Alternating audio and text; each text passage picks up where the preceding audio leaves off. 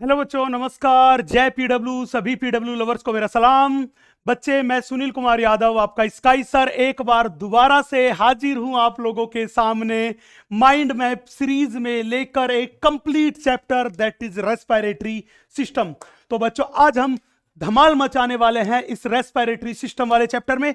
तो चलिए, सबसे पहले बात यही करते हैं कि सर, अगर हमसे कोई रेस्पिरेशन के बारे में पूछे कि रेस्पिरेशन क्या है एंड उसमें कितने स्टेप होते हैं, तो बच्चे मैं आपको बता दूं कि रेस्पिरेशन जो होता है वो रेस्पिरेशन एक ऐसा प्रोसेस है जिसमें सेल्स फूड मटेरियल का ऑक्सीडेशन करके एनर्जी प्रोड्यूस करती है, और इसी प्रोसेस को अपन क्या बोल देते हैं? रेस्पिरेशन।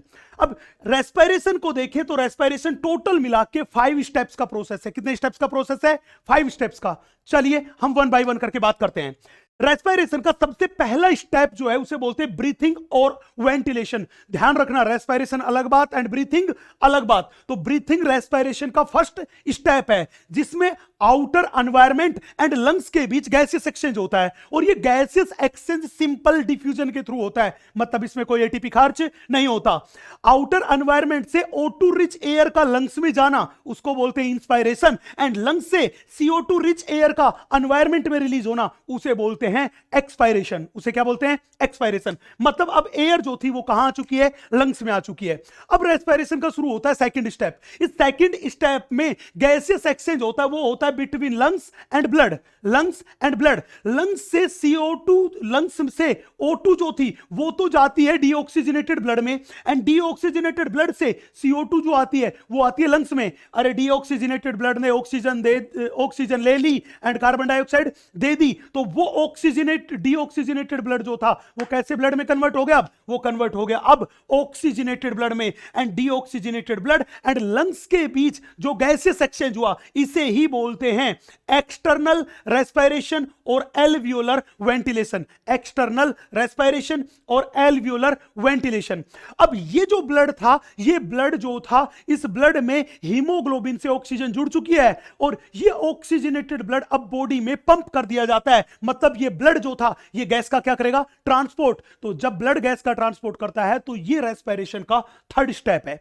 हमने बोला ऑक्सीजनेटेड ब्लड ने गैस का ट्रांसपोर्ट किया और बॉडी के टिश्यूज एंड ऑर्गन तक लेके जाएगा। अब ये ऑक्सीजनेटेड ब्लड ऑक्सीजन तो बॉडी के टिश्यू और सेल को देगा एंड कार्बन डाइऑक्साइड उनसे लेगा। तो हमने बोला गैसियस एक्सचेंज अब होगा, वो होगा ऑक्सीजनेटेड ब्लड एंड टिश्यूज और सेल्स के बीच, जहां से O2 जो थी वो तो ऑक्सीजनेटेड ब्लड से जाएगी टिश्यू में, एंड CO2 जो थी, जो वहां बनने वाली CO2 थी, और वो CO2 कहां आएगी? वहां आएगी ऑक्सीजनेटेड ब्लड में, और ये भी सिंपल डिफ्यूजन के थ्रू होगा, और इस प्रोसेस को ही बोलते हैं अपन इंटरनल रेस्पिरेशन। तो ध्यान रखना, जब लंग्स एंड डीऑक्सीजनेटेड ब्लड के बीच गैसियस एक्सचेंज हुआ उसे बोला था एक्सटर्नल रेस्पिरेशन, और एल्वियोलर वेंटिलेशन वो भी सिंपल डिफ्यूजन के थ्रू हुआ। एंड जब ऑक्सीजनेटेड ब्लड एंड टिश्यू के बीच गैसेस एक्सचेंज हुआ उसे बोला इंटरनल रेस्पिरेशन, वो भी सिंपल डिफ्यूजन के थ्रू हुआ। और इस तरह से ऑक्सीजन टिश्यू में जाएगी एंड फूड मटेरियल का ऑक्सीडेशन करके क्या प्रोड्यूस करेगी?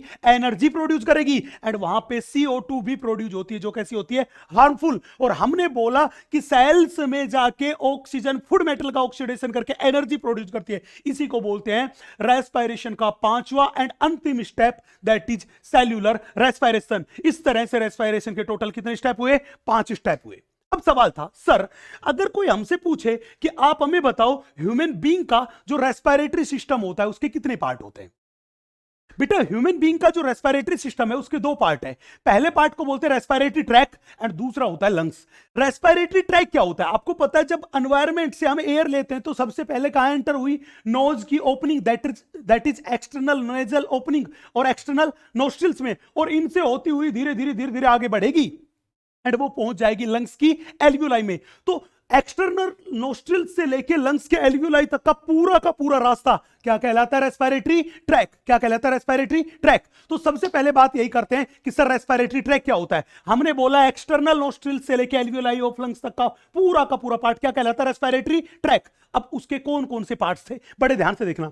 सबसे पहले आया external nostrils. External nostrils nose के एंटीरियर पार्ट में ओपन हुआ, जिसे बोल दिया नेजल वेस्टिब्यूल। नेजल वेस्टिब्यूल नाक के पीछे वाले पार्ट में, जिसको बोल दिया नेजल चैम्बर, और ये नेजल चैम्बर इंटरनल नोस्ट्रिल्स के हेल्प से जाके ओपन होता है फेरिंग्स में, और फेरिंग्स का वो पार्ट जहां पे नेजल पैसेज और नोज जाके ओपन होता है उसे बोलते हैं नेजोफेरिंग्स।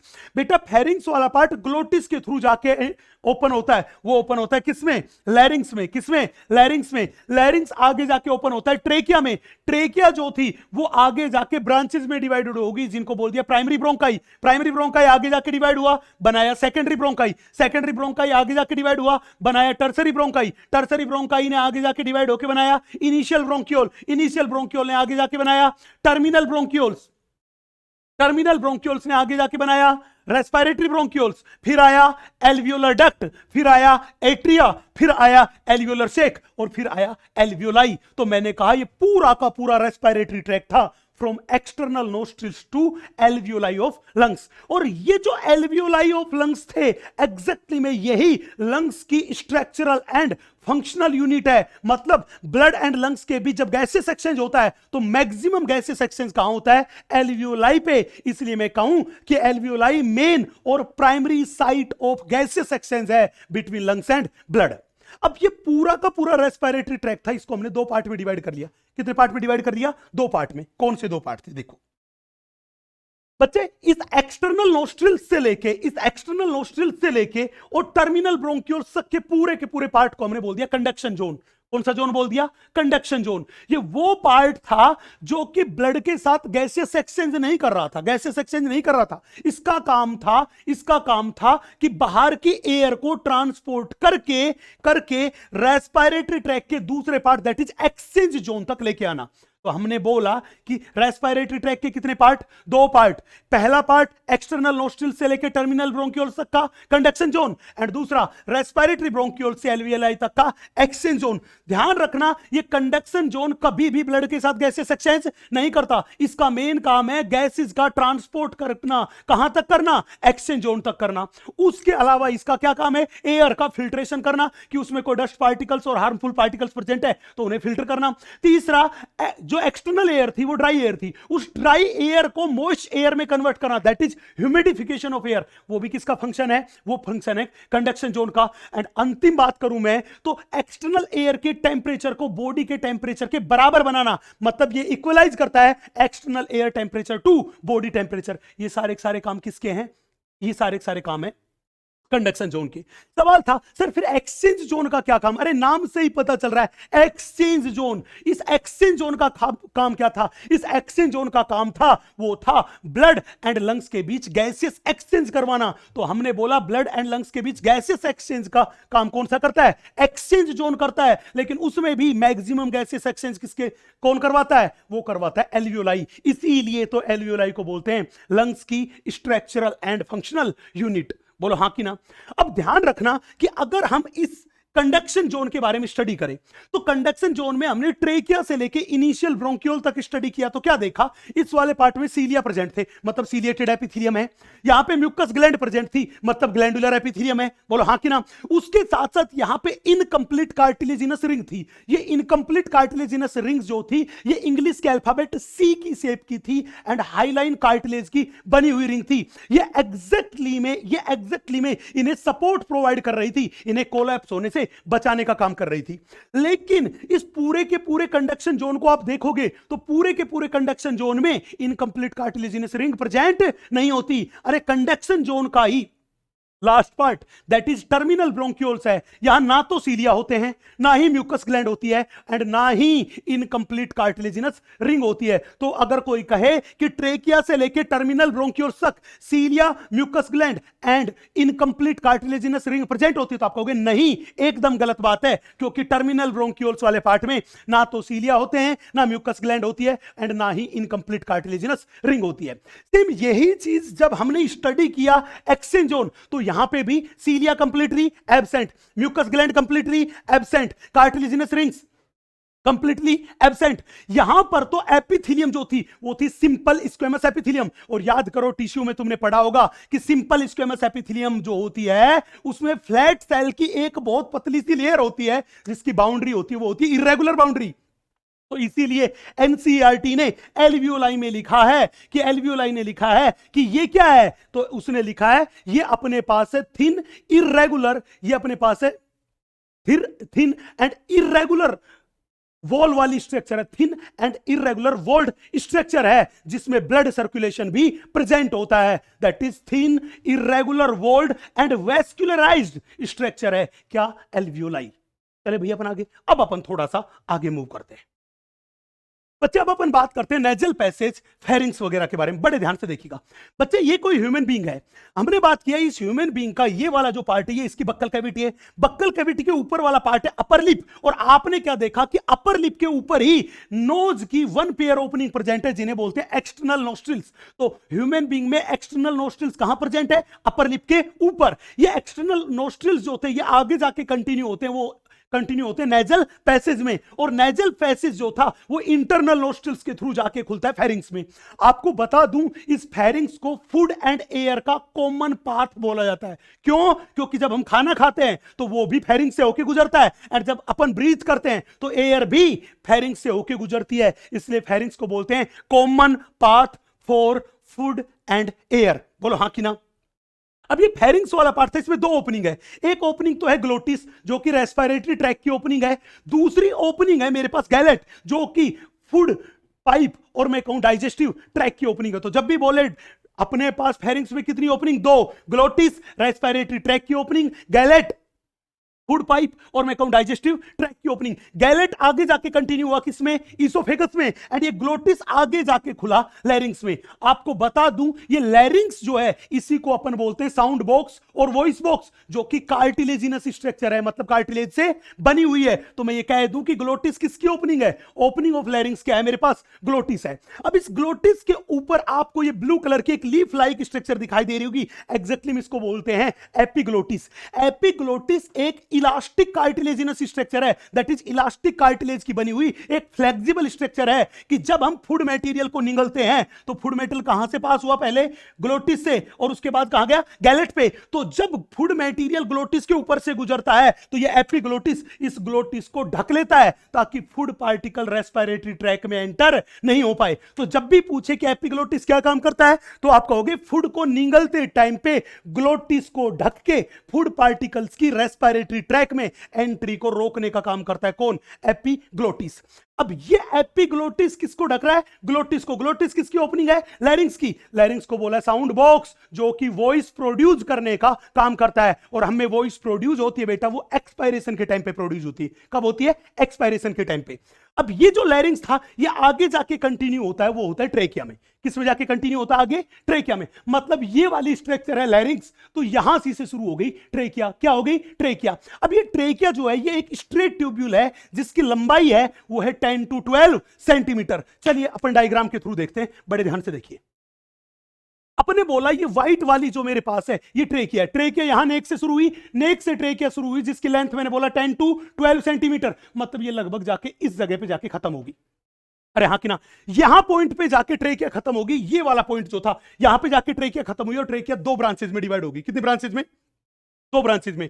जैसा कि आपको पता है कि ह्यूमन बीइंग में वन पेयर लंग्स होते हैं, एक राइट वाला एंड एक लेफ्ट वाला, टोटल मिला के दो, एक राइट वाला फेफड़ा और एक दूसरा लेफ्ट वाला। ट्रेकिया यहां पे इस जगह पे जाके दो ब्रांचेज में डिवाइडेड हुई, और जहां पे ट्रेकिया दो ब्रांचेज में डिवाइड हुई हमने देखा वो पॉइंट जो था वो हमारे 5वें नंबर की थोरेसिक वर्टिब्री के सामने था। किसके सामने था, 5वीं थोरेसिक वर्टिब्री के सामने था, जिसको मैंने बोल दिया T5, that is 5th thoracic vertebrae. तो जब भी पूछे कौन से पॉइंट पे जाके ट्रेकिया दो ब्रांचेस में डिवाइड हुई तो आप कहोगे 5वीं थोरेसिक वर्टिब्री पे जाके ट्रेकिया दो ब्रांचेस में डिवाइडेड हुई, और उन ब्रांचेस को बोलते हैं प्राइमरी ब्रोंकाई और प्राइमरी ब्रोंकस। प्राइमरी ब्रोंकाई और प्राइमरी ब्रोंकस। ये प्राइमरी ब्रोंकाई वाला पार्ट जो लेफ्ट लंग में गया उसको बोल दिया लेफ्ट प्राइमरी ब्रोंकाई। ये प्राइमरी ब्रोंकाई वाला पार्ट जो राइट वाले फेफड़े में गया उसे बोल दिया राइट प्राइमरी ब्रोंकाई। बोलो हाँ कि ना। तो कहने का मतलब प्राइमरी ब्रोंकाई ही रेस्पिरेटरी ट्रैक की वो स्ट्रक्चर थी जो सबसे पहले लंग्स में एंटर होती है। मतलब primary bronchi, secondary, tertiary, initial bronchiole, terminal bronchiole, respiratory bronchiole, alveolar duct, atria, alveolar sac, alveoli, ये पूरा का पूरा नेटवर्क किसके अंदर प्रेजेंट होता है, लंग्स के अंदर प्रेजेंट होता है। तभी तो एनसीईआरटी ने कहा है कि branching network of bronchi, bronchioles and alveoli comprises the lungs, कि लंग्स किससे बना है? अंदर से देखोगे तो लंग्स जो था वो ब्रोंकाई, ब्रोंकियोल्स एंड एल्वियोलाई के ब्रांचिंग नेटवर्क से बना है। बोलो हाँ कि ना? चलो मैं आगे। तो बड़ा फेमस सवाल था, ट्रेकिया जो थी वो कहां तक? लगभग मिड थोरेक्स पर T5 पर जाके दो ब्रांचेस में डिवाइडेड हो गई, जिन्हें बोल दिया प्राइमरी ब्रोंकाई। राइट वाली गई राइट वाले फेफड़े में, लेफ्ट प्राइमरी ब्रोंकाई गई लेफ्ट वाले फेफड़े में गई। बोलो हाँ कि ना? अब ये जो ट्रेकिया वाला पार्ट था, हमने बोला ट्रेकिया से लेके इनिशियल ब्रोंक्यूल तक के पूरे पार्ट में इनकंप्लीट कार्टिलेजिनस रिंग प्रेजेंट थी, जो कि हाइलिन कार्टिलेज की बनी हुई थी एंड सी शेप्ड रिंग थी। ये एग्जैक्टली में ट्रेकिया को सपोर्ट प्रोवाइड करने का काम करती है, मतलब ट्रेकिया को पिचकने से बचाने का काम करती है। बोलो हाँ कि ना?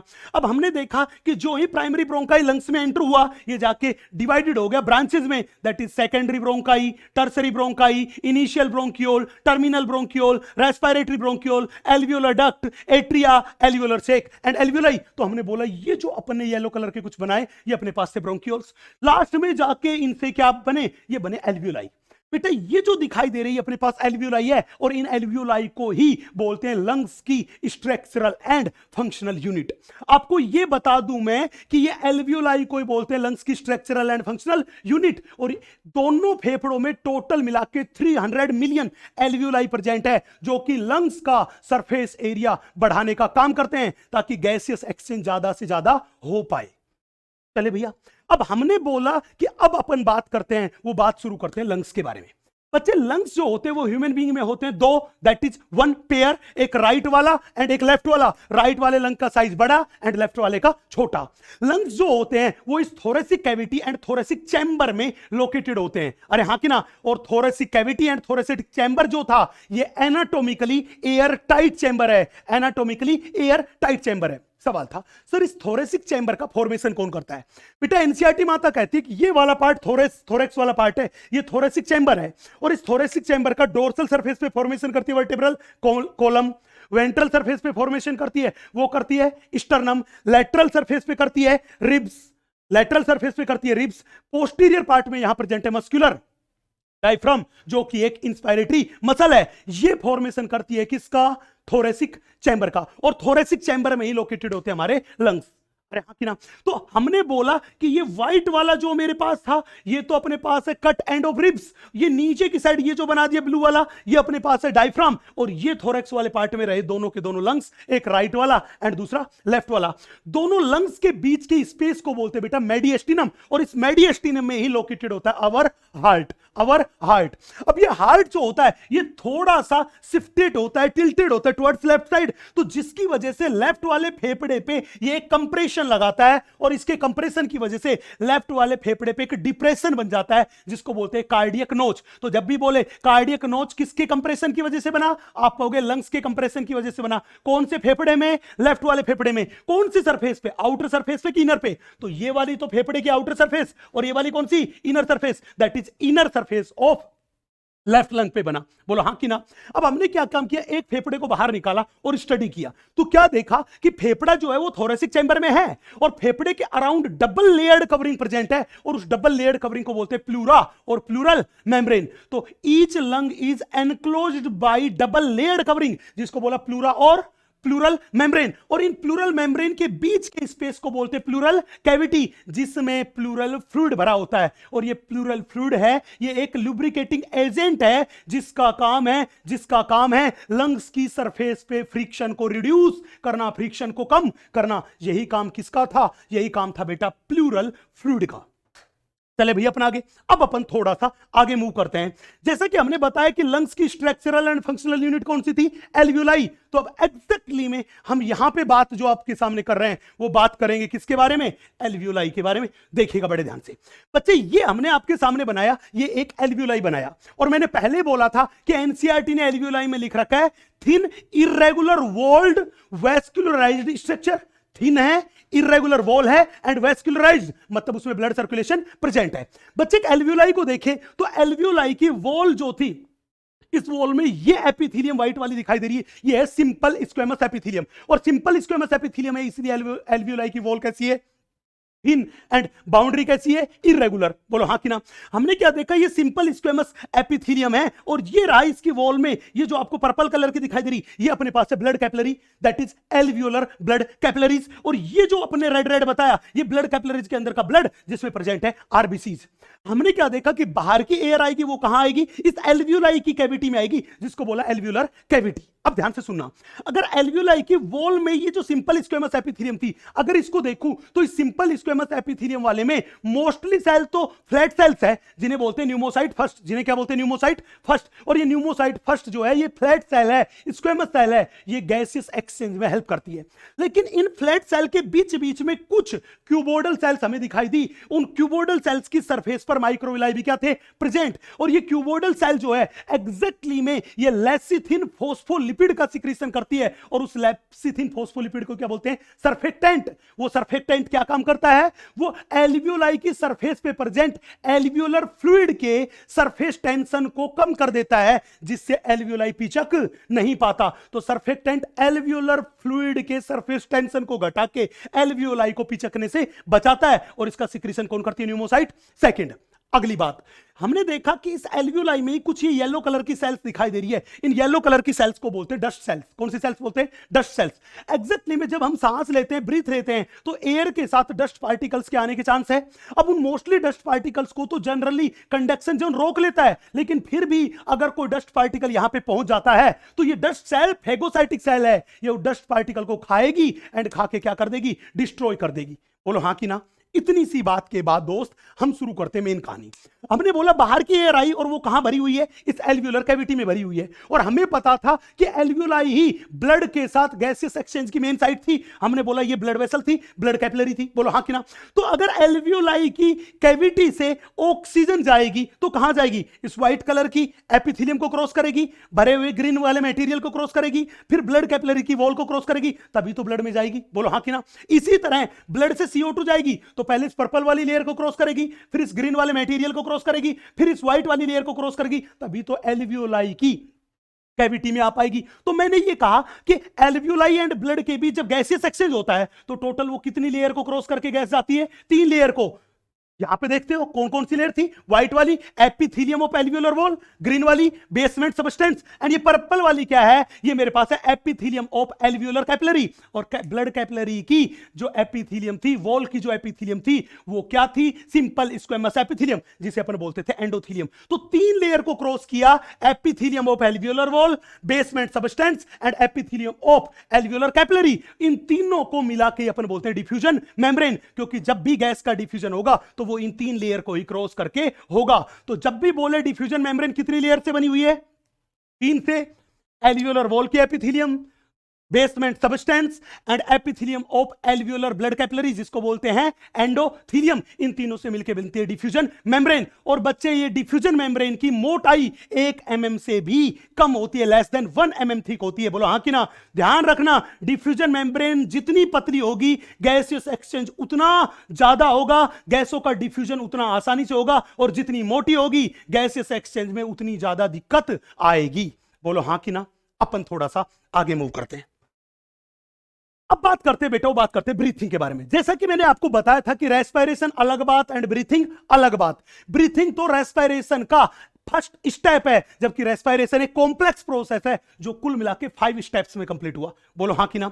अब एक नॉर्मल ह्यूमन बीइंग जो था, वो एक नॉर्मल हेल्दी पर्सन 1 मिनट में 12 to 16 टाइम्स ब्रीथ करता है। अरे हाँ कि ना। अब पूछेगा सर ब्रीथिंग जो थी वो थी क्या।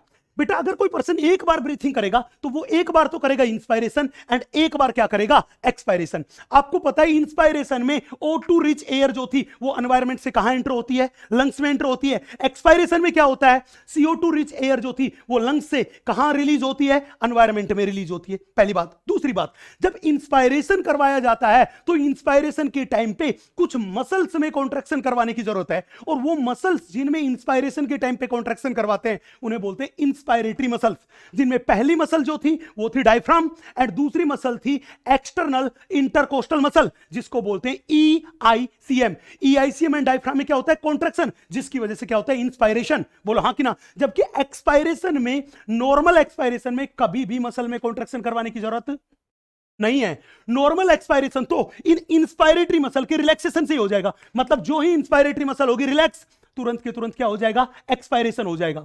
अब बच्चे इंस्पायरेशन जो था उसमें एयर अंदर गई थी एंड मसल में कॉन्ट्रैक्शन करवाया था, और जब मसल में कॉन्ट्रैक्शन करवाया तो एटीपी क्या हुए, खर्च। इसका मतलब इंस्पायरेशन एक कैसा प्रोसेस, इंस्पायरेशन एक एक्टिव प्रोसेस, जबकि एक्सपायरेशन के टाइम पे किसी मसल में कॉन्ट्रैक्शन नहीं हुआ। इसीलिए हमने बोला कि जब मसल में कॉन्ट्रैक्शन ही नहीं हुआ तो एटीपी खर्च नहीं हुए, इसलिए एक्सपायरेशन कैसा प्रोसेस, एक्सपायरेशन एक पैसिव प्रोसेस है।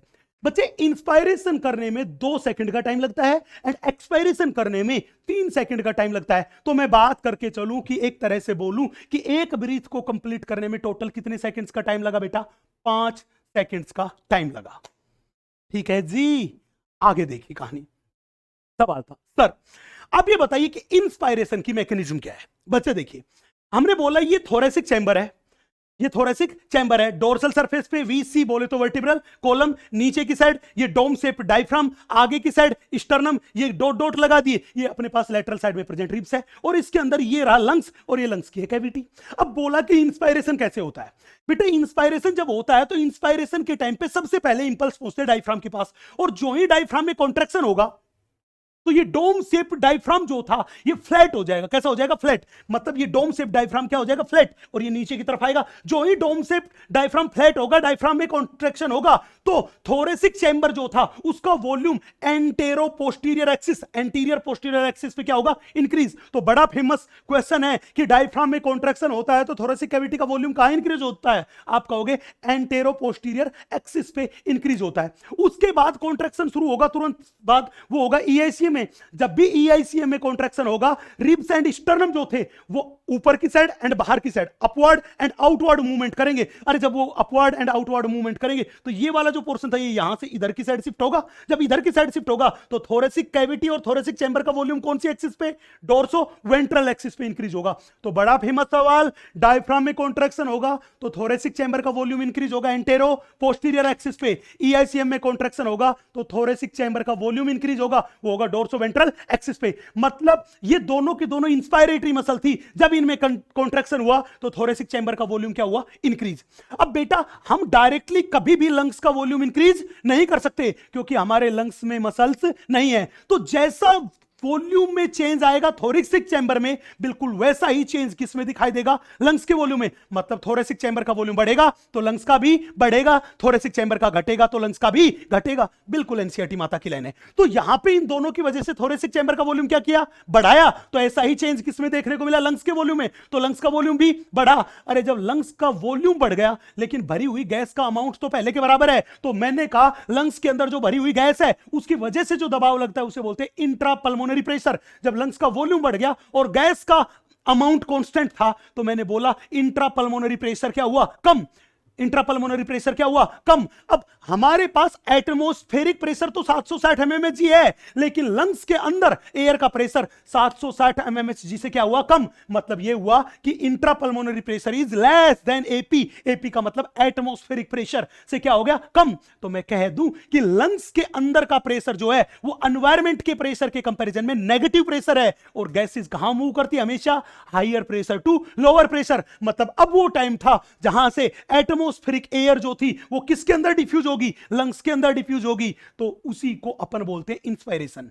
बेटा 1-2 साल पहले ये सवाल नीट में पूछा भी जा चुका है, ध्यान रखना। डायफ्राम एंड ईआईसीएम में कॉन्ट्रैक्शन की वजह से थोरेसिक कैविटी का वॉल्यूम बढ़ा। जैसा वॉल्यूम में चेंज आया थोरेसिक कैविटी में वैसा ही आया लंग्स में, उसकी वजह से इंट्रापल्मोनरी प्रेशर घटा। अब प्रेशर घट गया तो एटमॉस्फेरिक प्रेशर से क्या हो गया, कम। इसलिए एटमॉस्फेयर से एयर लंग्स में गई और इसे ही क्या कह दिया, इंस्पायरेशन। अब अपने पास एक्सपायरेशन बिल्कुल उल्टा था। मतलब जिन जिन मसल में कॉन्ट्रैक्शन करवाया था हम कह देंगे कि दोबारा तुम अपनी नॉर्मल पोजीशन पे चली जाओ। जब वो नॉर्मल पोजीशन पे जाएगी तो जितना वॉल्यूम थोरेसिक कैविटी का बढ़ा था वो हो जाएगा, घट जाएगा, और घट के हो जाएगा नॉर्मल। तो क्या चेंज आया, बड़े ध्यान से देखिएगा। हमने बोला एक्सपायरेशन में हमने क्या काम किया, जो डायफ्राम फ्लैट था इसको कहा कि तू दोबारा से रिलैक्स हो और कैसा हो जा, डोम शेप। तो इस डायफ्राम के कॉन्ट्रैक्शन की वजह से एंटेरो पोस्टीरियर एक्सिस पे वॉल्यूम बढ़ा था कि नहीं बढ़ा था थोरेसिक चैम्बर का। तो अब जो ही ये रिलैक्स होगा, रिलैक्स होते ही दोबारा ये कैसा हो जाएगा, डोम शेप। डोम शेप जैसे ही होगा, जैसे ऊपर की साइड जाएगा तो मैंने बोला थोरेसिक कैविटी का वॉल्यूम क्या हो जाएगा, डिक्रीज हो जाएगा। कौन सी एक्सिस पे, एंटेरो पोस्टीरियर एक्सिस पे, और वो पहले के जैसा नॉर्मल पोजीशन में पहुंच गया। बोलो हाँ कि ना। सेम इसी तरह जब इस EICM में रिलैक्सेशन होगा तो रिब्स एंड स्टर्नम जो थे वो नीचे की तरफ एंड अंदर की तरफ, नीचे की तरफ एंड अंदर की तरफ मूवमेंट करेंगे। जब मूवमेंट करेंगे तो जो वॉल्यूम थोरेसिक कैविटी का उन्होंने डोर्सो वेंट्रल एक्सिस पे बढ़ाया था वो घट जाएगा, और घट के क्या हो जाएगा, नॉर्मल। मैंने कहा कि इस टाइम पे किसी भी मसल में कॉन्ट्रैक्शन नहीं करवाया हमने, तो इंस्पायरेटरी मसल को जो ही रिलैक्स करवाया वॉल्यूम हो गया थोरेसिक कैविटी का कम। अरे जैसा चेंज थोरेसिक कैविटी का वॉल्यूम में आएगा बिल्कुल वैसा ही दिखाई देगा किसके वॉल्यूम में, लंग्स के वॉल्यूम में। थोरेसिक कैविटी का वॉल्यूम बढ़ा तो लंग्स का वॉल्यूम भी, थोरेसिक कैविटी का वॉल्यूम घटा तो लंग्स का वॉल्यूम भी घटा। अरे जब लंग्स का वॉल्यूम घटा तो अब कहानी हुई कि इंट्रा पल्मोनरी प्रेशर क्या हो गया, इंक्रीज हो गया। क्यों? क्योंकि जब इंस्पायरेशन किया था तो बाहर की एयर लंग्स में चली गई थी, तो लंग्स के अंदर एयर का अमाउंट तो बढ़ गया, लेकिन हमने लंग्स का वॉल्यूम क्या कर दिया, कम, इसलिए इंट्रा पल्मोनरी प्रेशर बढ़ गया। और अब हालत यह हो गया कि इंट्रा पल्मोनरी प्रेशर की वैल्यू, आईपीपी की वैल्यू एटमॉस्फेरिक प्रेशर से क्या होगी, ज्यादा। एनवायरमेंट का 760 mmHg और लंग्स के अंदर का प्रेशर उससे ज्यादा, तो एयर कहां जाएगी, higher pressure to lower pressure. मतलब लंग्स के अंदर से एयर कहां जाने लगी, एनवायरमेंट में डिफ्यूज होने लगी, और इस प्रोसेस को बोलते हैं एक्सपायरेशन।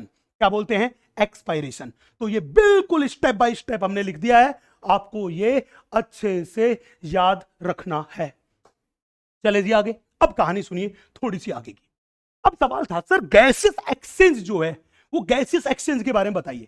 बेटा मैं आपको पहले ही बोल चुका हूं कि गैसेस एक्सचेंज की प्राइमरी साइट, वर्ड पे ध्यान देना, एनसीईआरटी की लाइन है, primary site of gases exchange किसको बोलते हैं, एल्वियोलाई को बोलते हैं। किसको बोलते हैं, एल्वियोलाई को बोलते हैं। ये एल्वियोलाई दोनों लंग्स में है, 300 मिलियन, जो कि लंग्स का सरफेस एरिया बढ़ाते हैं। जितना बड़ा सरफेस एरिया होगा गैसेस एक्सचेंज उतना ही क्या होगा, ज्यादा होगा। अब एल्वियोलाई में गैसेस एक्सचेंज हो रहा हो वो भी सिंपल डिफ्यूजन से होगा, चाहे ब्लड एंड टिश्यू के बीच हो रहा हो वो भी सिंपल डिफ्यूजन से होगा। और जो सिंपल डिफ्यूजन से हुआ तो वो एक कैसा प्रोसेस था, पैसिव प्रोसेस, जिसमें कोई एटीपी खर्च नहीं हुए। लेकिन दिक्कत ये थी कि अगर सिंपल डिफ्यूजन से गैसेस एक्सचेंज कराना है तो गैसेस कहां जाएगी, higher pressure to lower pressure, तो उसके लिए तो प्रेशर में डिफरेंस होना जरूरी है, और प्रेशर में जो डिफरेंस हुआ उसी को अपन बोलते हैं प्रेशर ग्रेडियंट।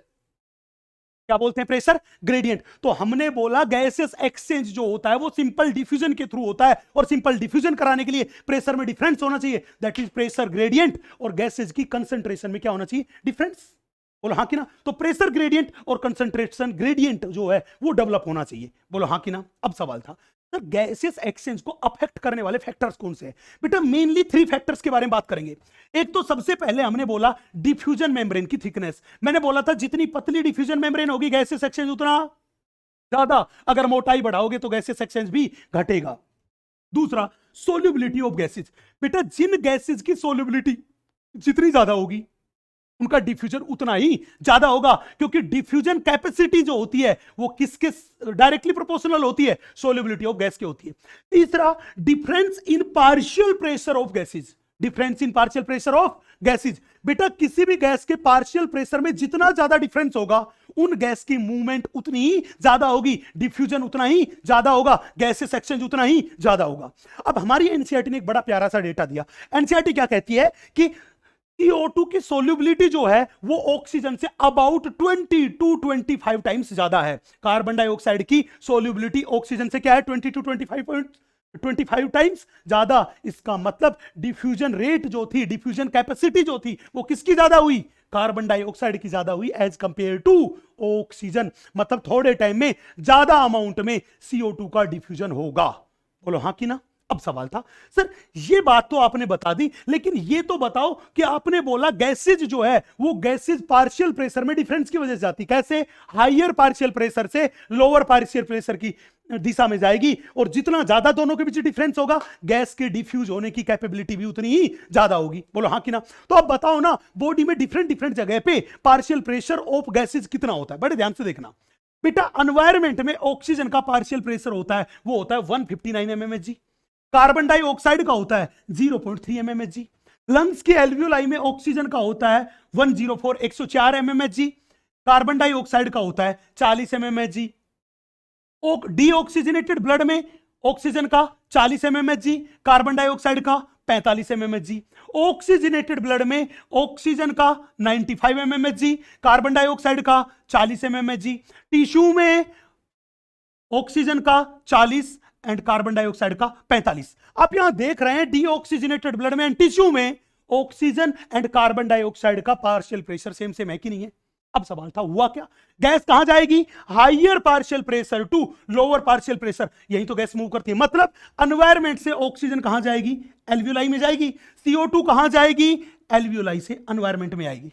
बोलो हाँ कि ना। अब एल्वियोलाई में आया था डीऑक्सीजनेटेड ब्लड, यहां देखिए ऑक्सीजन हायर से लोअर की तरफ, मतलब एल्वियोलाई से कहां गई, डीऑक्सीजनेटेड ब्लड में, and carbon dioxide deoxygenated blood से कहां गई, एल्वियोलाई में। इसका मतलब डीऑक्सीजनेटेड ब्लड जो था उसने कार्बन डाइऑक्साइड तो दे दी एंड ऑक्सीजन ले ली। तो ये कैसे ब्लड में कन्वर्ट हो गया बेटा, ये कन्वर्ट हो गया ऑक्सीजनेटेड ब्लड में। और इस ऑक्सीजनेटेड ब्लड में अब ऑक्सीजन का पार्शियल प्रेशर होगा 95 एंड कार्बन डाइऑक्साइड का हो गया 40। अब ये जो मेरे पास ऑक्सीजनेटेड ब्लड था ये टिश्यू को ऑक्सीजन देता है एंड कार्बन डाइऑक्साइड लेता है, और जो ही ऑक्सीजनेटेड ब्लड ऑक्सीजन देगा टिश्यू को, कार्बन डाइऑक्साइड देगा, तो ये कैसे ब्लड में कन्वर्ट हो जाएगा, ये डीऑक्सीजनेटेड ब्लड में कन्वर्ट हो जाएगा। तो पार्शियल प्रेशर की वैल्यू आपको याद रखनी है, तभी आप बता पाओगे गैस की धर से किस डायरेक्शन में जा रही है। ठीक है जी। अब अपन थोड़ा सा आगे मूव करते हैं, देखिएगा अगला था सर ट्रांसपोर्ट ऑफ गैसेस के बारे में बताइए। बेटा जब भी हम ट्रांसपोर्ट ऑफ गैसेस के बारे में बात करते हैं तो सबसे पहले ऑक्सीजन का ट्रांसपोर्ट। बच्चे लगभग 97% ऑक्सीजन जो थी वो ऑक्सीजन का ट्रांसपोर्ट आरबीसी करती है। कौन करती है, आरबीसी। एग्जैक्टली में 97% ऑक्सीजन आरबीसी में प्रेजेंट हीमोग्लोबिन से जुड़ती है एंड हीमोग्लोबिन से जुड़ के फॉर्मेशन करती है ऑक्सी हीमोग्लोबिन का। तो मैं ये कह दूं 97% O2 का ट्रांसपोर्ट आरबीसी ऑक्सी हीमोग्लोबिन की फॉर्म में करती है एंड अबाउट 3% O2 जो है वो ब्लड प्लाज्मा में डिजोल्व फॉर्म में जाती है। किसमें डिजोल्व फॉर्म में, ब्लड प्लाज्मा में डिजोल्व फॉर्म में जाती है। चलिए भैया अपना आगे नेक्स्ट हम बात करते हैं आपसे CO2 के ट्रांसपोर्ट के बारे में। बच्चे लगभग 70% CO2 का ट्रांसपोर्ट जो होता है वो बाइकार्बोनेट की फॉर्म में होता है। किस फॉर्म में होता है, बाइकार्बोनेट की फॉर्म में। तो मैं ये कह दूं कि मैक्सिमम CO2 का ट्रांसपोर्ट किस फॉर्म में हुआ, बाइकार्बोनेट की फॉर्म में। लगभग 20 to 25% CO2 जो थी उसका ट्रांसपोर्ट आरबीसी करती। कैसे, लगभग 20 to 25% CO2 जो थी वो हीमोग्लोबिन से जुड़ जाती है एंड हीमोग्लोबिन से जुड़ के बना लेती है दोस्तों carb amino haemoglobin. Carb amino haemoglobin. तो मैंने कहा कि 20 to 25% CO2 का transport RBC carb amino haemoglobin के रूप में करती है और लगभग 7% CO2 जो थी वो ब्लड प्लाज्मा में डिजोल्व फॉर्म में जाती है। आप यहां क्लियरली देख पा रहे होंगे कि ऑक्सीजन तो कितने परसेंट डिजोल्व हो रही थी, 3%। कार्बन डाइऑक्साइड कितने परसेंट, 7%। क्योंकि मैंने बताया था कि CO2 की सोल्यूबिलिटी जो होती है वो अपने पास का ऑक्सीजन की तुलना में 20 to 25% क्या होती है, ज्यादा होती है। बोलो हाँ कि ना। अब अपन थोड़ा सा आगे मूव करते हैं। सवाल था सर एक कर्व बनता है जिसको बोलते हैं ऑक्सी हीमोग्लोबिन डिसोसिएशन कर्व। अब बताओ ना ये ऑक्सी हीमोग्लोबिन डिसोसिएशन कर्व क्या है। बेटा एग्जैक्टली में ये ऑक्सी हीमोग्लोबिन डिसोसिएशन कर्व है, ये एक ग्राफ था। किस किस के बीच था, percentage of saturated haemoglobin with O2 कि कितने परसेंट हीमोग्लोबिन से O2 जुड़ गया एंड दूसरा पार्शियल प्रेशर ऑफ ऑक्सीजन। इन दोनों के बीच के ग्राफ को ही हमने बोल दिया ऑक्सी हीमोग्लोबिन डिसोसिएशन कर्व या जिसको शॉर्ट में बोल दूं ODC। अब ध्यान रखना हीमोग्लोबिन के लिए डिसोसिएशन कर्व जो होता है ये होता है सिग्मोइड। कैसा होता है, सिग्मोइड। आपको याद होगा कि हमारी मसल्स में भी एक रेस्पिरेटरी पिगमेंट होता है जिसे बोलते हैं मायोग्लोबिन, और उस मायोग्लोबिन के लिए ये डिसोसिएशन कर्व जो होता है ये होता है हाइपरबोलिक। क्या होता है, हाइपरबोलिक। अब सवाल था सर अगर ह्यूमन बीइंग की दो स्टेजेस को कंपेयर करें, अपन सबसे पहले फीटल स्टेज एंड दूसरी स्टेज को कंपेयर करें, वो करें एडल्ट स्टेज। तो फिटस वाला जो स्टेज थी उस फिटस के पास जो हीमोग्लोबिन था उसे बोलते हैं बेटा फीटल हीमोग्लोबिन। उसे क्या बोलते हैं, फीटल हीमोग्लोबिन। और एक एडल्ट ह्यूमन बीइंग में जो हीमोग्लोबिन है उसे बोलते हैं एडल्ट हीमोग्लोबिन। फीटल हीमोग्लोबिन को बोल दिया HbF एंड एडल्ट हीमोग्लोबिन को बोल दिया HbA। आपको बता दूं कि फीटस वाला जो हीमोग्लोबिन है उसकी oxygen binding affinity adult haemoglobin से होती है ज्यादा, एडल्ट हीमोग्लोबिन से होती है ज्यादा। ठीक है, ये तो थी जनरल बात। अब हम बात करते हैं इस ऑक्सी हीमोग्लोबिन डिसोसिएशन कर्व के बारे में, बड़े ध्यान से देखना। बेटा ये जो मैंने बनाया, मैंने कहा ऑक्सी हीमोग्लोबिन डिसोसिएशन कर्व जो होता है वो एडल्ट हीमोग्लोबिन का अपन स्टडी कर रहे हैं, वो कैसा है, सिग्मोइड। कैसा कर्व है, सिग्मोइड। जहां पे मैंने एक्स एक्सिस पे तो लिया partial pressure of oxygen and Y axis पे लिया परसेंटेज ऑफ सैचुरेटेड हीमोग्लोबिन। बोलो हाँ कि ना। हमने क्या काम किया, सबसे पहले ऑक्सीजनेटेड ब्लड लिया और उस ऑक्सीजनेटेड ब्लड को स्टडी किया। जब ऑक्सीजनेटेड ब्लड को स्टडी किया तो पाया कि ऑक्सीजनेटेड ब्लड में 97% हीमोग्लोबिन से ऑक्सीजन जुड़ी हुई है। कितने परसेंट हीमोग्लोबिन से, 97% से, मतलब 97% हीमोग्लोबिन ऑक्सीजन से सैचुरेटेड है। बोलो हाँ कि ना।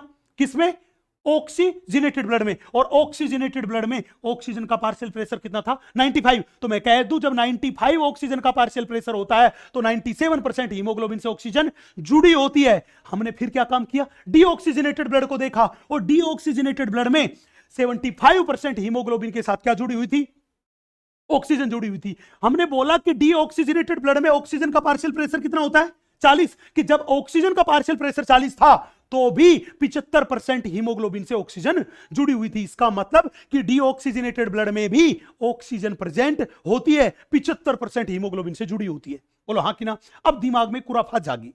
क्या जागी कि यार जब पार्शियल प्रेशर 95 था तो 97% हीमोग्लोबिन से ऑक्सीजन जुड़ी हुई थी।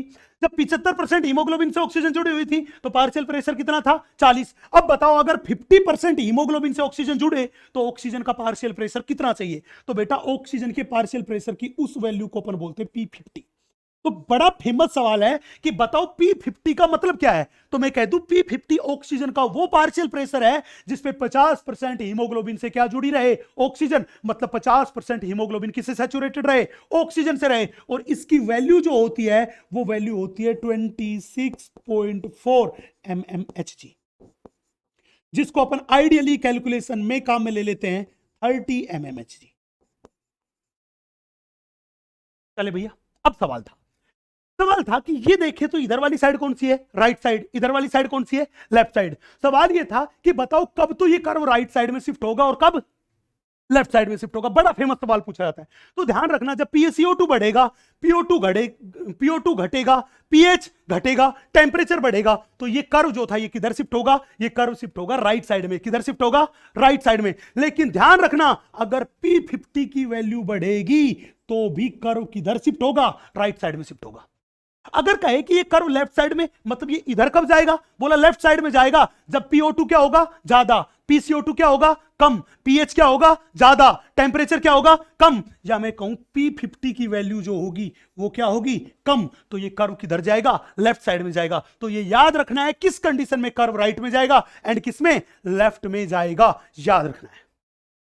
चले जी अपन आगे अगला कंसेप्ट देखते हैं, बड़े ध्यान से देखिएगा। अगला कंसेप्ट था कि सर सीधी सीधी बात बताओ, एक 100 ml ऑक्सीजनेटेड ब्लड है वो कितनी ऑक्सीजन का ट्रांसपोर्ट कर सकता है। मैं कहूंगा 100 ml oxygenated blood 20 ml O2 का ट्रांसपोर्ट कर सकता है। मतलब अगर 100 ml blood oxygenated blood 20 ml oxygen लेके जाएगा तो ये नॉर्मल कंडीशन में टिश्यू को कितनी ऑक्सीजन देगा, 100 ml ब्लड नॉर्मल कंडीशन में 5 ml O2 टिश्यू को देता है, 5 ml O2 टिश्यू को देता है। एंड 100 ml डीऑक्सीजनेटेड ब्लड जो होता है वो 4 ml CO2 एल्वियोलाई में रिलीज करता है। तो 100 ml ब्लड जो था ऑक्सीजनेटेड वो 5 ml O2 दे रहा था टिश्यू को, and 100 ml deoxygenated blood 4 ml CO2 कहां दे रहा था, टिश्यू में दे रहा था। बोला कि कोई पर्सन बहुत हैवी एक्सरसाइज करता है तो हैवी एक्सरसाइज के टाइम पे 100 ml ब्लड कितने ml ऑक्सीजन मसल्स को और टिश्यू को देगा। तो ध्यान रखना हैवी एक्सरसाइज और हार्ड वर्क के टाइम पे 100 ml blood 15 ml oxygen tissue और मसल्स को डिलीवर करता है। यह डेटा याद रखना है, बड़ा इंपॉर्टेंट डेटा है। ठीक है जी, नेक्स्ट अगला था ट्रांसपोर्ट ऑफ CO2। जैसा कि मैंने बोला आपसे कि लगभग 70% CO2 का ट्रांसपोर्ट बाइकार्बोनेट की फॉर्म में, 20 से 25% CO2 का ट्रांसपोर्ट कार्ब एमिनो हीमोग्लोबिन के रूप में आरबीसी करती है, एंड 7% जो थी वो ब्लड प्लाज्मा में डिसॉल्व फॉर्म में।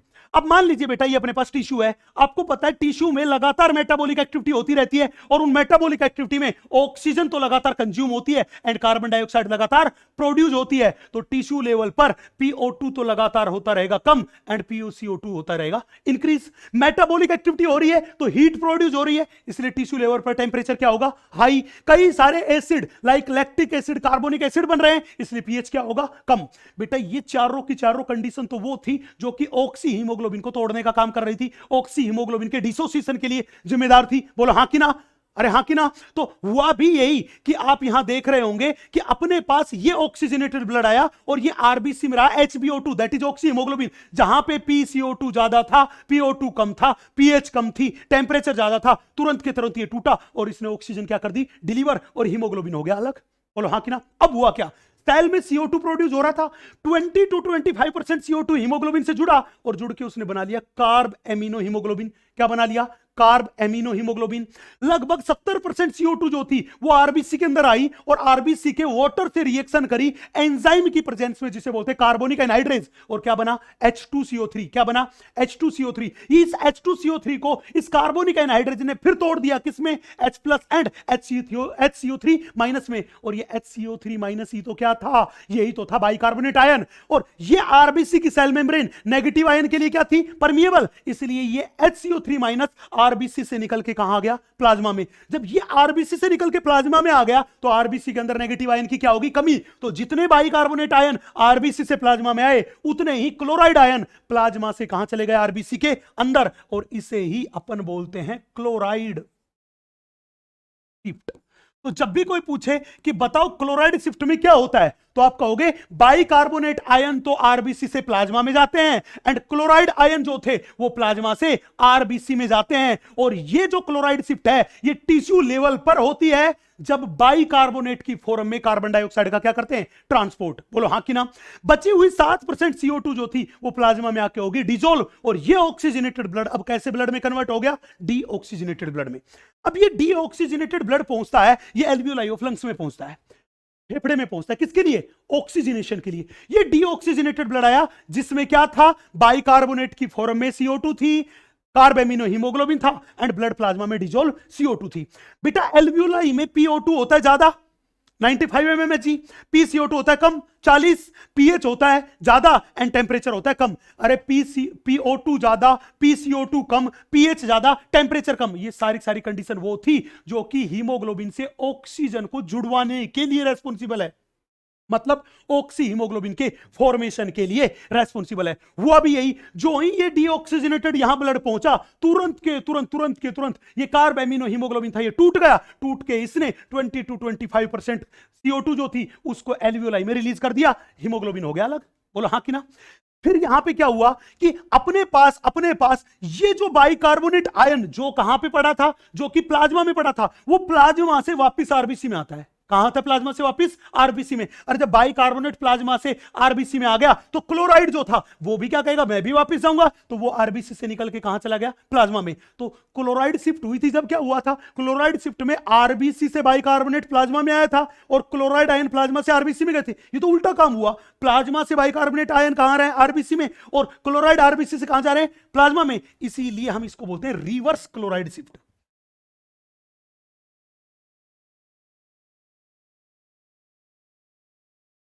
इसीलिए इसको बोलते हैं रिवर्स क्लोराइड शिफ्ट। तो सवाल पूछेगा रिवर्स क्लोराइड शिफ्ट कहां पे होती है, आप कहोगे रिवर्स क्लोराइड शिफ्ट जो होती है वो एल्वियोलाई लेवल पे होती है। इसमें बाइकार्बोनेट आयन जो थे वो प्लाज्मा से आरबीसी में आते हैं एंड क्लोराइड जो है वो आरबीसी से प्लाज्मा में जाते हैं। जो ही बाइकार्बोनेट आए तुरंत के तुरंत H+ से जुड़े एंड इस कार्बोनिक एनहाइड्रेज एंजाइम ने बनाया H2CO3। फिर कार्बोनिक एनहाइड्रेज ने ही इस H2CO3 को तोड़ दिया H2O+ CO2, और जो ही CO2 बनी लगभग 70% CO2 कहां चली गई, एल्वियोलाई ऑफ लंग्स में चली गई।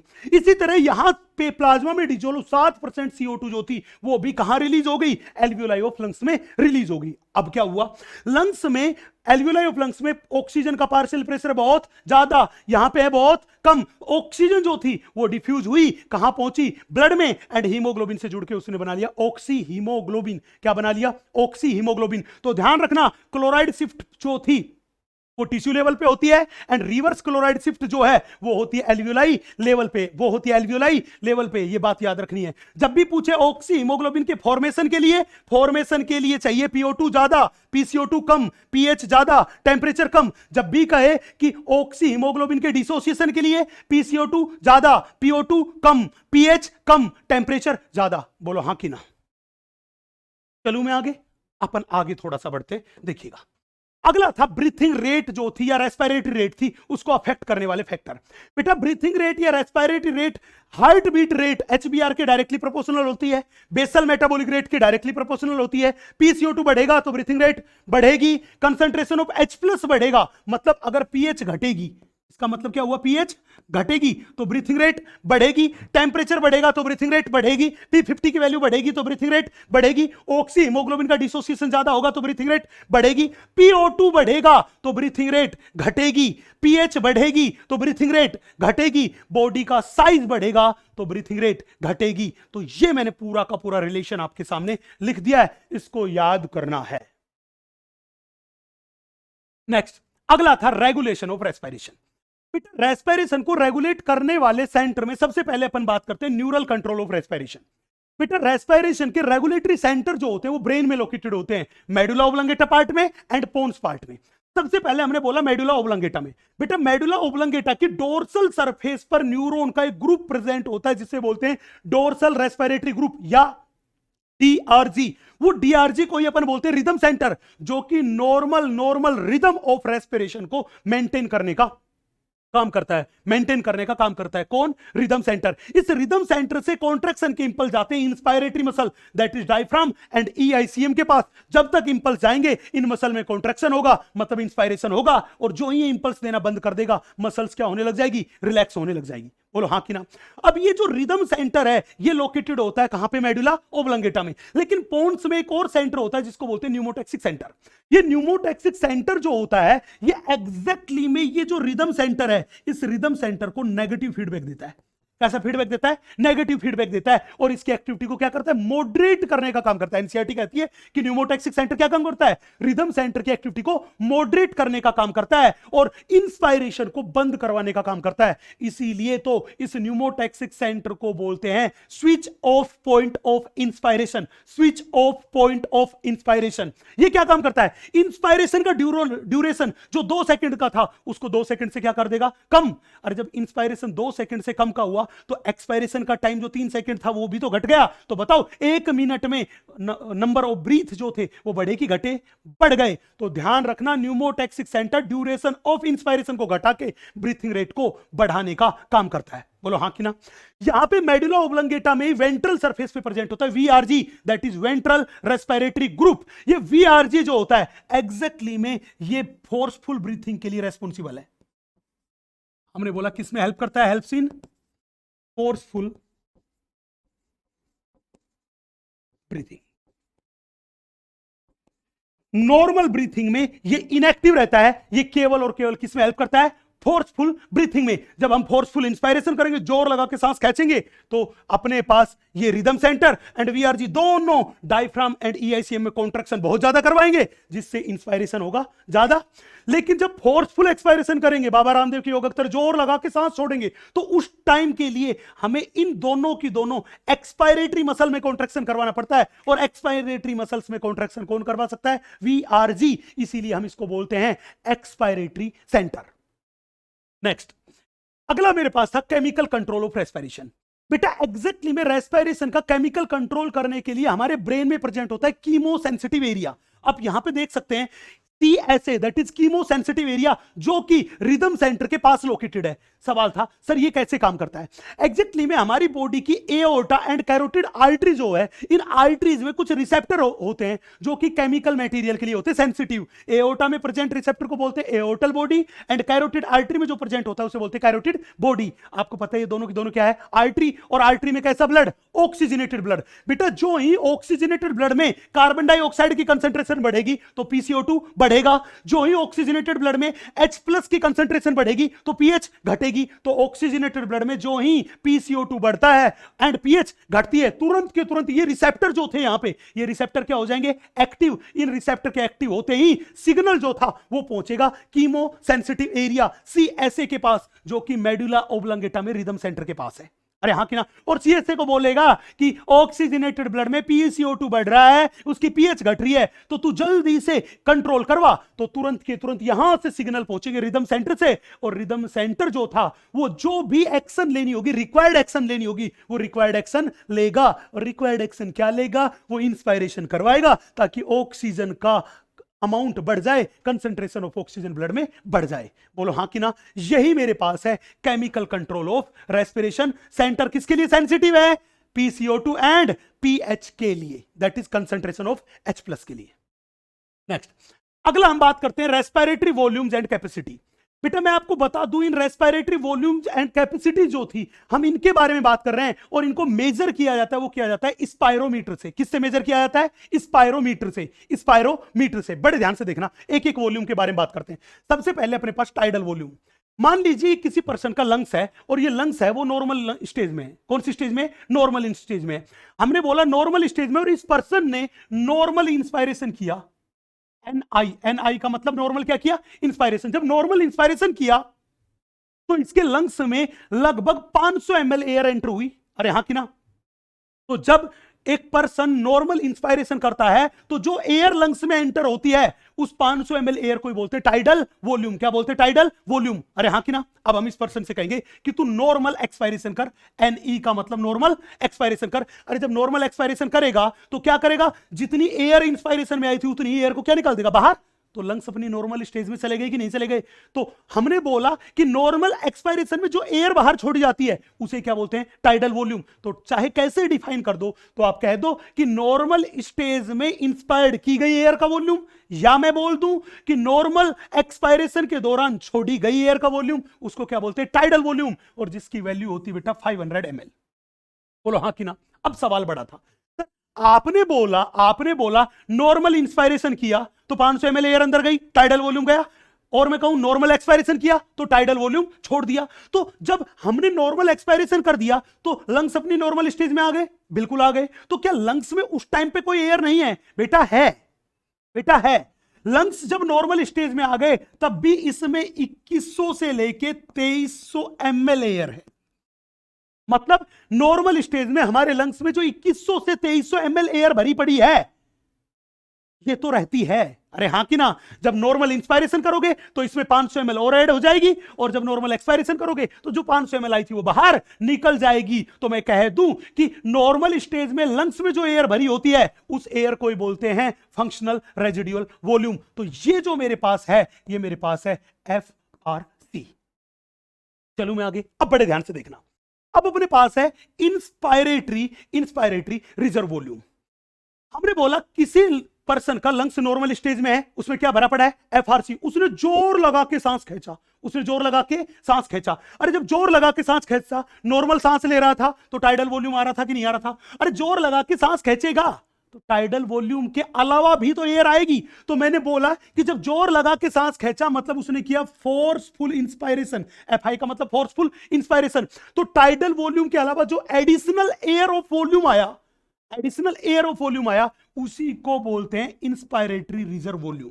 क्या बोलते हैं? Inspiratory reserve volume. तो हमने बोला कि जब एक पर्सन फोर्सफुल इंस्पायरेशन करता है तो टाइडल वॉल्यूम के अलावा जो additional air of volume of air lungs में एंटर होता है उसे ही बोलते हैं इंस्पायरेटरी रिजर्व वॉल्यूम, और उसकी वैल्यू होती है 2500 से 3000 ml।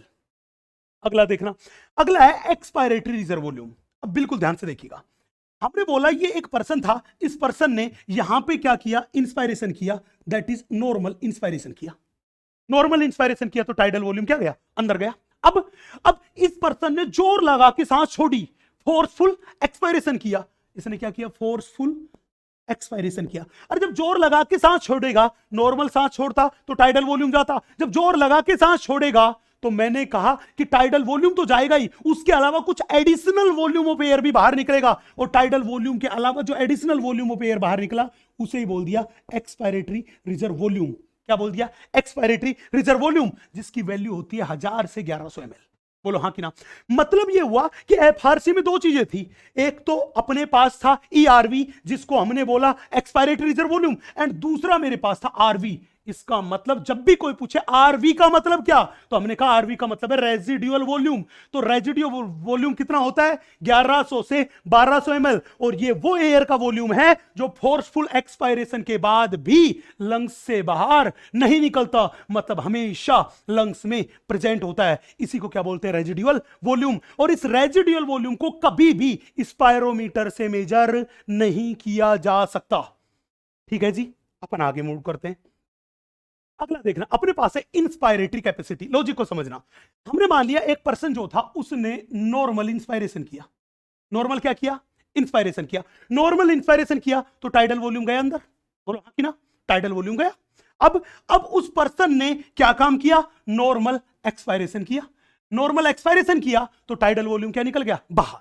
अब एनसीईआरटी क्या कहती है कि जब एक पर्सन नॉर्मल एक्सपायरेशन के बाद फोर्सफुल इंस्पायरेशन करता है, नॉर्मल एक्सपायरेशन के बाद फोर्सफुल इंस्पायरेशन करता है, तो मतलब इस बात को तो थोड़ी देर के लिए भूल जाओ। एनसीईआरटी की डेफिनेशन के लिए मैं बोलूं कि नॉर्मल एक्सपायरेशन के बाद जब कोई पर्सन फोर्सफुल इंस्पायरेशन करेगा तो फोर्सफुल इंस्पायरेशन में टोटल ली जाने वाली एयर का वॉल्यूम, टोटल वॉल्यूम कौन सा जाएगा? TV plus IRV. इसी को बोलते हैं inspiratory capacity, that is IC.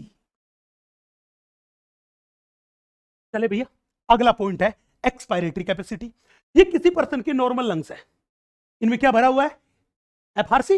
अरे हाँ कि ना? एफआरसी में कितनी चीजें? ERV plus RV. हमने बोला इस पर्सन ने नॉर्मल इंस्पायरेशन किया, नॉर्मल इंस्पायरेशन किया। जब एक पर्सन नॉर्मल इंस्पायरेशन के बाद फोर्सफुल एक्सपायरेशन करता है, क्या करता है बेटा? फोर्सफुल एक्सपायरेशन मतलब जोर लगा के सांस छोड़ेगा। तो नॉर्मल सांस छोड़ता तो टीवी तो जाता ही, अब टीवी के साथ साथ कौन जाएगा? टीवी के साथ साथ ईआरवी जाएगा, क्योंकि आरवी को तो कभी भी बाहर निकालना पॉसिबल ही नहीं है। तो मैंने बोला नॉर्मल इंस्पायरेशन के बाद फोर्सफुल एक्सपायरेशन में जो कुल एयर बाहर छोड़ी गई उसके वॉल्यूम को ही अपन बोल देते हैं क्या? Expiratory capacity. Expiratory capacity. Next, अगला था मेरे पास वाइटल कैपेसिटी। वो पूछेगा वाइटल कैपेसिटी क्या है? बेटा हमने बोला कि वाइटल कैपेसिटी का कंसेप्ट बता रहे हैं कि ये अपने पास नॉर्मल स्टेज में लंग्स था। अरे हाँ कि ना? इस पर्सन ने अपने पास वो किया नॉर्मल इंस्पायरेशन। अरे हाँ कि ना? नॉर्मल इंस्पायरेशन किया तो टाइडल वॉल्यूम बाहर निकला, बोलो यस कि नो? टाइडल वॉल्यूम अंदर गया। टाइडल वॉल्यूम अंदर गया। अब हमने इस पर्सन से कहा कि तू फोर्सफुल एक्सपायरेशन कर। क्या कर? फोर्सफुल एक्सपायरेशन कर। फोर्सफुल एक्सपायरेशन में क्या बाहर निकलेगा? Tidal volume plus ERV. बाहर निकल गया कि नहीं निकल गया? दैट इज एक्सपायरेटरी कैपेसिटी बाहर निकल गई। चलो मैं आगे, अब इस वाली बात को थोड़ी देर के लिए भूल जाओ। हमने बोला जब एक पर्सन फोर्सफुल एक्सपायरेशन के बाद फोर्सफुल इंस्पायरेशन करेगा तो क्या होगा? फोर्सफुल इंस्पायरेशन करने के लिए अभी लंग्स में केवल आरवी है, तो लंग्स को नॉर्मल कंडीशन में ले जाना पड़ेगा, तो ये ईआरवी लौटाना पड़ेगा। तो सबसे पहले लंग्स में एंटर कौन करेगा? ईआरवी। उसके बाद नॉर्मल इंस्पायरेशन में क्या जा रहा था? TV, that is TV. और उसके बाद फोर्सफुल मतलब additional air, that is IRV. तो जब एक पर्सन फोर्सफुल एक्सपायरेशन के बाद फोर्सफुल इंस्पायरेशन करता है तो फोर्सफुल इंस्पायरेशन में ली जाने वाली एयर का volume, that is ERV plus TV plus IRV, इसी को बोलते हैं वाइटल कैपेसिटी। वाइटल कैपेसिटी, बोलो हाँ कि ना? अगला सवाल था the total lung capacity, that is TLC. TLC का क्या मतलब है? बेटा एक पर्सन ने फोर्सफुल इंस्पायरेशन कर लिया तो उसके लंग्स में टोटल कितनी एयर आ गई? फोर्सफुल इंस्पायरेशन कर लिया तो टोटल कितनी एयर आ गई? ERV plus RV, ERV plus RV plus TV plus IRV. तो एक पर्सन के लंग्स में टोटल कितनी एयर आ सकती है? उसे बोलते हैं total lung capacity, that is TLC. अरे हाँ कि ना? अब इन वॉल्यूम और कैपेसिटी में बात याद रखनी है, जिस भी वॉल्यूम एंड कैपेसिटी में रेजिडुअल वॉल्यूम का नाम आ गया उसको हम स्पायरोमीटर से मेजर नहीं कर सकते। तो ना तो रेजिडुअल वॉल्यूम को मेजर किया जा सकता, ना एफआरसी को मेजर किया जा सकता, ना टोटल लंग कैपेसिटी को स्पायरोमीटर से हम मेजर कर सकते हैं। और ये पूरी की पूरी कहानी मैंने इस ग्राफ के थ्रू आपको बताने की कोशिश की है, इस छोटे से लीनियर डायग्राम के थ्रू मैंने आपको बताने की कोशिश करी है। चले, यहां तक की मेरी बात क्लियर है कि नहीं है? यस। तो यहां पे जाके बेटा अपना रेस्पिरेटरी सिस्टम वाला पोर्शन होता है खत्म। हम मिलेंगे अगले लेक्चर में इसी धुआंधार एनर्जी के साथ अगले चैप्टर को लेकर। तब तक के लिए आप सभी खुश रहें, सुरक्षित रहें। जय Hind. Thank you very much.